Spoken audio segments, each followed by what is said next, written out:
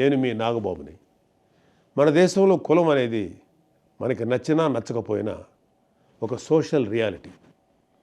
కులరహిత సమాజం కోరుకోవటం ఒక ideal thought. అది చాలా ఉన్నతమైన ఆలోచన.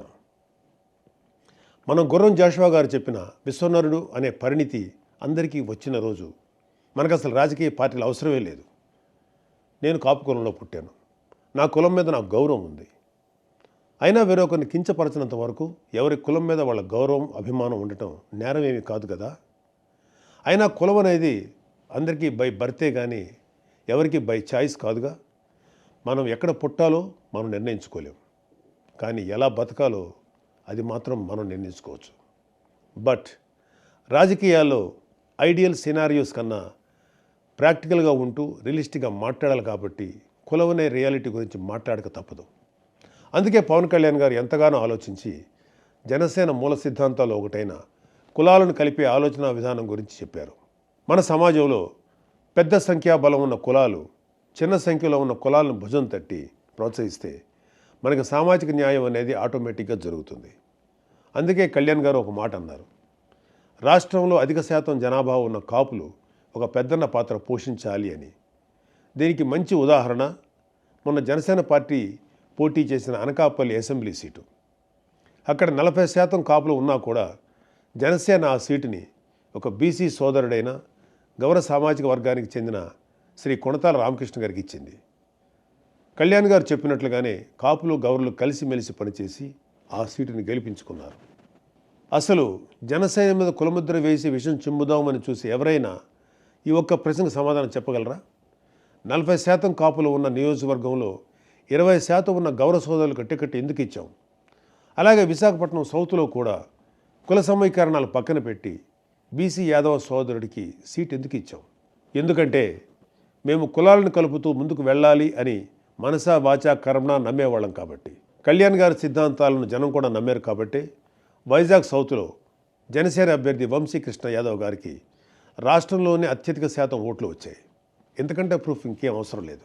అయినా వైసీపీలోని నాయకులకి ఒక మునిశాపం ఉంది. వాళ్ళు నిజం మాట్లాడితే తల 1000 ముక్కలై చస్తారు.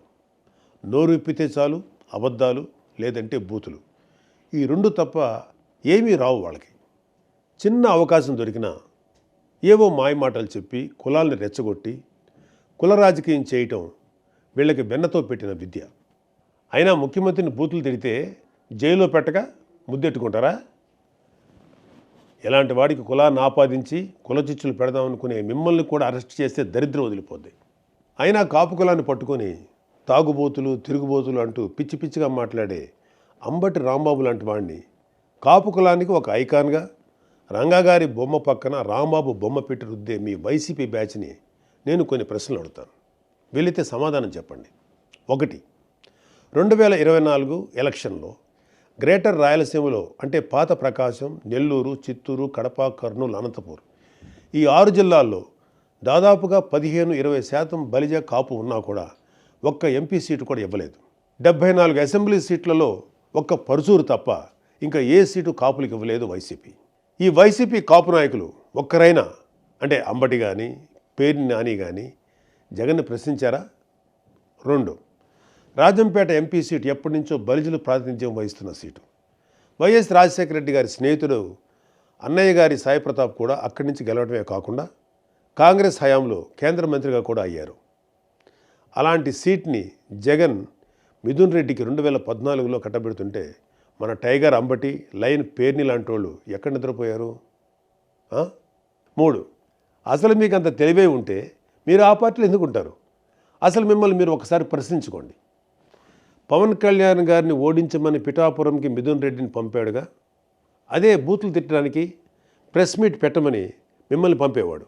నిజంగా మీకు బుర్రే ఉంటే మనల్ని ఎందుకు పంపుతున్నాడు, మిథున్ రెడ్డిని పంపొచ్చుగా అనేనా ఆలోచించేవాళ్ళు. 4.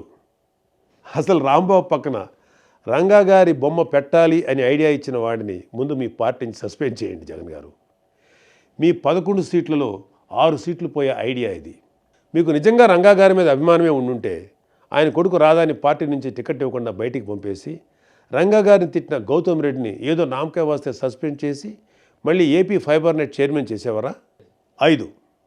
అసలు మేము కాపులమని చెప్పుకుంటూ వైసీపీకి సపోర్ట్ చేసే కాపులకి ఒకటే చెప్తున్నా, కాపు నేస్తం లాంటి స్కీమ్స్కి కూడా వైఎస్ఆర్ పేరు పెట్టినప్పుడు ఏం జగనన్నా మీ నాయనకి మా కులానికి ఏంటి సంబంధం? మా కులంలో కూడా కోడి రామృతనాయుడు గారు, సీకే నాయుడు గారు, ఒక పుంజాల శివశంకర్ లాంటి లెజెండ్స్ లేరా అని ఎప్పుడైనా అడిగారా మీ లీడర్ని? ముందు ఆయన్ని అడిగి అప్పుడు పవన్ కళ్యాణ్ని ప్రశ్నించండి. ఫైనల్గా ఒకటే చెప్తున్నా, ఇది జెన్జీ జనరేషన్. కుర్రోళ్ళు అంటూ యమా స్పీడ్గా ఉన్నారు. మీరు ఇంకా రాంబాబు అంటూ రాజనాల కాలం నాటి రాజకీయం చేస్తామంటే మీకు నెక్స్ట్ టైం ఈ 11 కూడా రావు. ఆలోచించుకోండి. జై హింద్.